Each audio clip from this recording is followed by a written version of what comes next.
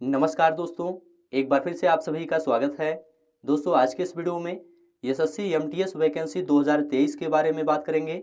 देखिए दोस्तों, SSC MTS और हवलदार पदों के लिए कुल 11,409 पदों पर वैकेंसी आई है। तो आज के इस वीडियो में इसके बारे में डिटेल में बात करेंगे, जैसे कि इसके लिए योग्यता क्या है, कौन कौन लोग इसमें आवेदन कर सकते हैं, इसके लिए उम्र सीमा क्या है, इसका सिलेबस क्या है और साथ में इसका एग्ज़ाम कब होगा और आवेदन तिथि के बारे में भी बात करेंगे। साथ में इसका एग्ज़ाम पैटर्न भी देखेंगे। तो आप सभी लोग इस वीडियो को पूरा ध्यान से देखिए। तो चलिए शुरू करते हैं। सबसे पहले आप लोग यहाँ पर देख सकते हैं कुल पदों की संख्या 11,409 है, जिसमें एमटीएस के 10,880 पद हैं और हवलदार के 529 पद हैं। आवेदन प्रारंभ तिथि 18 जनवरी 2023 है और आवेदन की अंतिम तिथि 17 फरवरी 2023 है। परीक्षा तिथि अप्रैल 2023 है। अप्रैल 2023 में इसका एग्ज़ाम होगा। आगे बढ़ते हैं, चयन प्रक्रिया की बात कर लेते हैं। तो देखिए दोस्तों, एमटीएस का जो चयन प्रक्रिया है ये कंप्यूटर बेस्ड एग्ज़ाम पर आधारित है। केवल इसमें कंप्यूटर बेस्ड एग्ज़ाम होगा। इसके बाद डॉक्यूमेंट वेरिफिकेशन होगा और एमटीएस में चयन हो जाएगा।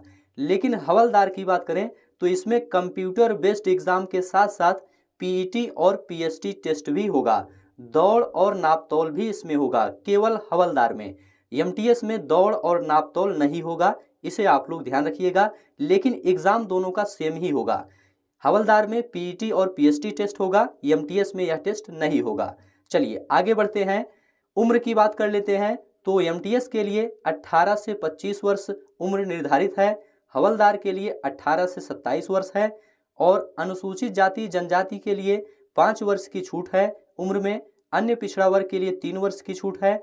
भूतपूर्व सैनिक के लिए 3 वर्ष की छूट है। चलिए आगे बढ़ते हैं, शैक्षिक योग्यता की बात कर लेते हैं। तो एमटीएस और हवलदार दोनों के लिए 10th पास होना जरूरी है। आगे बढ़ते हैं, अगला पॉइंट है हमारा एमटीएस और हवलदार के लिए एग्ज़ाम पैटर्न क्या है। देखिए दोस्तों, यहाँ पर आप लोग ध्यान से देखिए, जो आपका एग्ज़ाम पैटर्न है एमटीएस और हवलदार दोनों के लिए सेम ही है। इसमें आप देखेंगे तो सेशन फर्स्ट और सेशन सेकंड के रूप में आपका एग्ज़ाम होगा। यहाँ पर आप लोग देखेंगे सब्जेक्ट और नंबर ऑफ क्वेश्चन और टाइम ड्यूरेशन यहाँ पर दिया गया है। सेशन फर्स्ट में क्या होगा, सेशन फर्स्ट में मैथ और रीजनिंग से प्रश्न पूछा जाएगा। मैथ से 20 प्रश्न पूछा जाएगा, प्रत्येक प्रश्न 3 नंबर का होगा। और रीजनिंग से भी 20 प्रश्न पूछा जाएगा, प्रत्येक प्रश्न 3 नंबर का होगा। इस प्रकार से 20 प्रश्न पूछा जाएगा मैथ में, 20 प्रश्न पूछा जाएगा रीजनिंग में, ठीक है। और समय की बात करें तो 45 मिनट का समय दिया जाएगा। सेशन सेकंड की बात करते हैं तो इसमें जनरल अवेयरनेस से 25 प्रश्न पूछा जाएगा और इंग्लिश लैंग्वेज से 25 प्रश्न पूछा जाएगा। प्रत्येक प्रश्न 3 नंबर का होगा।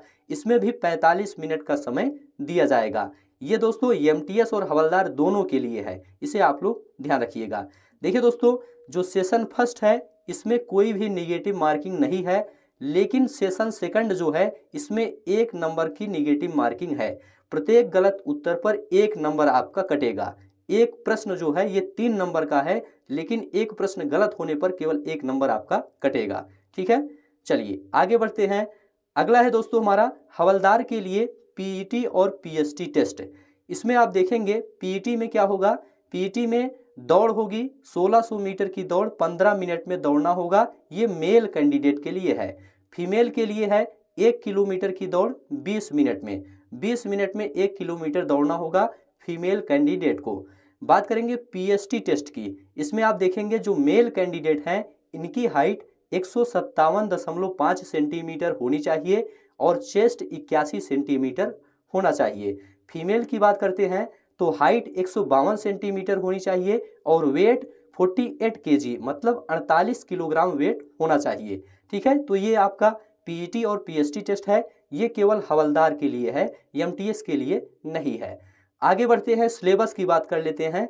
तो यहाँ पर आप लोग देख सकते हैं मैथ में आपसे क्या पूछेगा, होल नंबर पूछेगा, एलसीएम और एचसीएफ पूछा जाएगा, डेसिमल और फ्रैक्शन से संबंधित प्रश्न रहेगा, रिलेशनशिप बिटवीन नंबर से प्रश्न रहेगा और आप लोग यहाँ पर देख सकते हैं बॉडमॉस से संबंधित प्रश्न रहेगा, परसेंटेज से संबंधित प्रश्न रहेगा, रेशियो से संबंधित रहेगा, वर्क एंड टाइम से संबंधित प्रश्न पूछा जाएगा, एवरेज से प्रश्न पूछा जाएगा, सिंपल इंटरेस्ट से प्रश्न पूछा जाएगा, प्रॉफिट लॉस से प्रश्न पूछा जाएगा, डिस्काउंट से प्रश्न पूछा जाएगा, और आप लोग यहाँ पर देख सकते हैं ग्राफ एंड डाटा से भी प्रश्न रहेगा, स्क्वायर और स्क्वायर रूट से भी प्रश्न पूछा जाएगा। तो ये मैथ का सिलेबस है, आप लोग इसका स्क्रीनशॉट ले सकते हैं।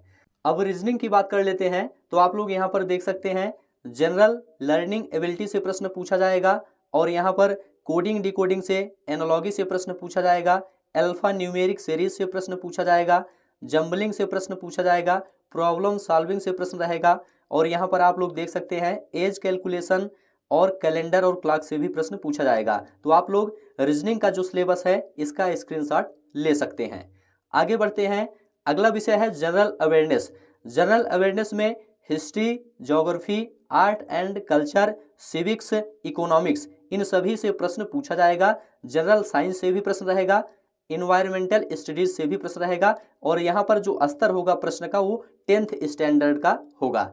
ठीक है, इसे आप लोग ध्यान से देख लीजिए, स्क्रीनशॉट इसका ले लीजिए। आगे बढ़ते हैं, अगला है हमारा इंग्लिश। इंग्लिश में आप लोग देखेंगे तो यहाँ पर वोकेब से प्रश्न पूछा जाएगा, सेंटेंस स्ट्रक्चर से प्रश्न पूछा जाएगा, साइनोनिम्स एंटोनिम से संबंधित प्रश्न पूछा जाएगा, और सिंपल पैराग्राफ पर आधारित प्रश्न पूछा जाएगा। तो ये पूरा सिलेबस है इंग्लिश का भी स्क्रीनशॉट आप लोग ले सकते हैं। तो दोस्तों इस वीडियो को यहीं पर समाप्त करते हैं। आपको सभी जानकारी यहाँ पर दे दी गई है, सभी चीज़ों के बारे में आपको बता दिया गया है। इसके अलावा भी आपके मन में कोई डाउट है तो आप लोग कमेंट करके ज़रूर पूछिए। इस वीडियो को यहीं पर समाप्त करते हैं। वीडियो देखने के लिए आप सभी का बहुत बहुत धन्यवाद।